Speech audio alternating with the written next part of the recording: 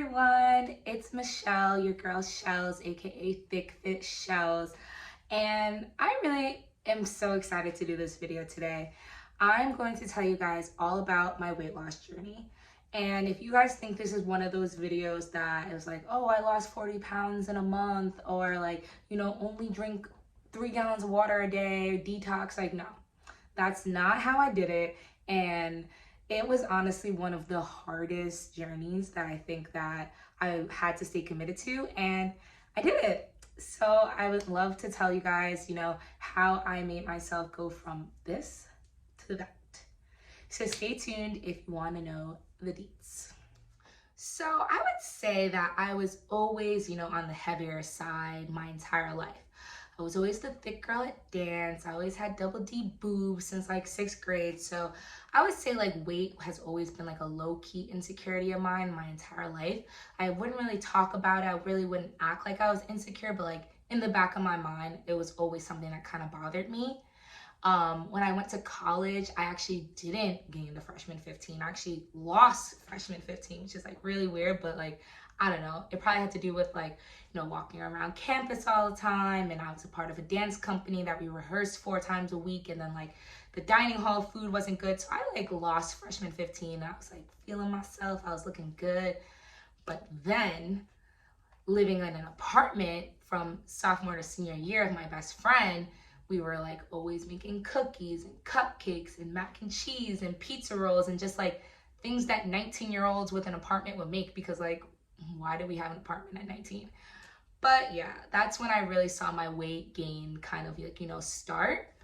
And then after that, I moved into New York City after college. And if you know New York City culture, you're always at somebody's brunch. You're always at a birthday party. You're always going to happy hour after work. You're taking clients out for drinks. And then if you're not doing that, you're so tired from actually working that you don't want to cook dinner. So you're just ordering on Uber Eats and Grubhub and Seamless and everything. And like, that really was just like a lot.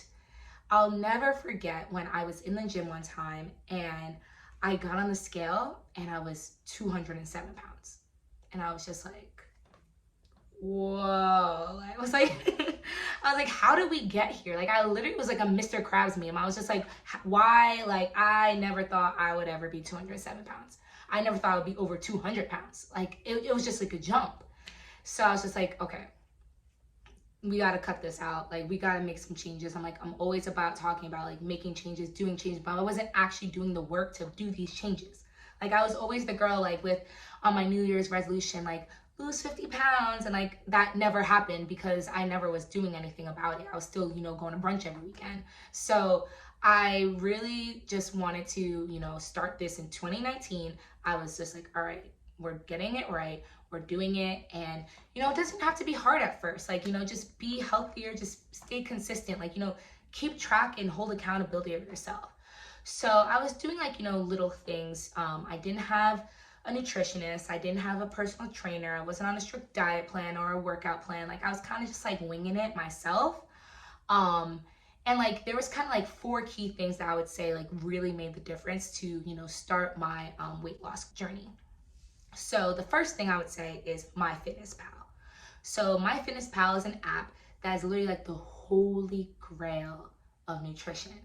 So you can put in your starting weight, you can put in your goal weight, and it'll tell you like, how many pounds you're expected to lose each week. You can put in like your calorie goal, you can put in your macro goal, the percentages of how many like proteins, fats, and carbs you want to eat each day. It'll tell you how many calories you should have for each meal. It factors in snacks, and if you stick to it, like, you will really, really, really lose weight. So I would say a good starting calorie goal is 1,200 calories. So don't try to eat anything over 1,200 calories. When you work out, that subtracts calories. So if you burn 300 calories in the gym, you can technically eat 1,500 calories that day because you're still staying under your 1,200 calories because you burned 300 calories. So one other key thing about MyFitnessPal is to really like track your stuff in the beginning of the day. That's what really helped me, because then I didn't have to think about it. Like the night before or the morning of, I would put in everything I'm gonna eat for my day. And then it kind of gave me like, like leeway. So like if I wanted to have a bag of popcorn, I'm like, okay, my dinner was only 300 calories. I can have a 100-calorie bag of popcorn. So that's what I really liked about MyFitnessPal, and it kept me accountable. Like, I had to do the work to put in these things and to stay on track. So that's what I really love about MyFitnessPal. The second thing that I did that was really, really helpful was intermittent fasting. So if you don't know what intermittent fasting is, it's giving yourself a window to eat and then the rest of the time you fast. So a lot of different ones are the 16-8. Some people do like 2 days on, 3 days off. Some people do like a 5-to-2 ratio. There's a whole bunch of different things, but the most popular one is the 16-8. So that means that you have 16 hours of fasting and then 8 hours of eating. So a lot of people will make their eating windows between like 10 and 6 or 12 and 8. Or what I did was between 1 p.m. and 9 p.m. So I'm not a morning person. I don't need to eat like right when I wake up. I work out actually when I wake up, and then, from there, I don't want to, mess up my workout. So I'm good to like, wait until 1 p.m. to eat. So I would wake up, I would work out, I would go to work. I would, my work morning would always be super busy. I would have lunch around 1 p.m. and then I would have a snack around like 4 or 5-ish before I left work. And then when I got home from work between like 6:30 and 7, I was able to cook dinner and eat before 9 p.m. And I gave myself that cushion because the lifestyle in New York City, you could think you're going straight home from work and then your friend hits you up to go to a happy hour and then you're not home until 8:30 p.m. And then if you were not eating until 9 o'clock, you would have been like, just eating sleep for dinner. So I really liked that 1 to 9 p.m. I still honestly do it. It's something that's kind of like, my body's used to it. I don't feel that hungry in the morning anymore, but it is a little bit hard in the beginning, but your body will definitely adjust to it. Another thing that I was doing when I was doing the intermittent fasting was I was only eating 1 carb a day. So if I had a salad for lunch, I was able to have like, brown rice or quinoa or potatoes for dinner. Or if I had tacos for lunch, I made sure that I didn't have any carbs for dinner. And that was one thing that I really think I saw changes in my body for. And it wasn't even me at first. Like, I didn't see the changes at all. It was more my friends. Like, my friends were like, Michelle, you're disappearing. And I was just like, what do you mean? Like, my clothes fit the same. I'm still the same size. Like, I'm not. And they're like, no, you're disappearing. I'm like, okay. I'm like, if I can do this without me like actually thinking about it and like actually, being a part of like a diet plan per se, still eating the same things that I want, like, let's see how much I can lose if I'm actually thinking about it. So that's kind of like what really kickstarted me into working out. So the third thing is, I would say, is working out. We always say that like, our weight loss is 70% diet, 30% working out. But if you want like the nice toned body, you definitely have to lift. At first, when I was first starting, I thought it was cardio, but I'm here to tell you that is a lie. Cardio, you will burn calories. Lifting and strength, you will burn fat. You will definitely burn fat. So you have to lift. Like, even if you're like a dainty girl who like, isn't strong, grab some weights and you will see changes in your body for sure. So I would say that there are like, a couple of fitness influencers that I really love that really made my whole journey worthwhile. So the first is Anjo Swede. She's a Instagram fitness influencer whose body is literally goals. Like, she looks so good. And I would just look at her and I'm just like, yo, like, I want my body to look like hers. So let me do these workouts. And she makes her workouts so like easy. Like, well, they're not easy. Like, don't get me wrong, they're not easy at all. But like, she does them all in her home. So she's doing like tricep dips on her couch, or she's lifting a gallon of water. Like, she makes it where it's like you don't have an excuse. Like, you can find things in your home to get this workout and get this sweat done. So that's what I really loved about her. And another fitness influencer that I love, her name is Kim French 87.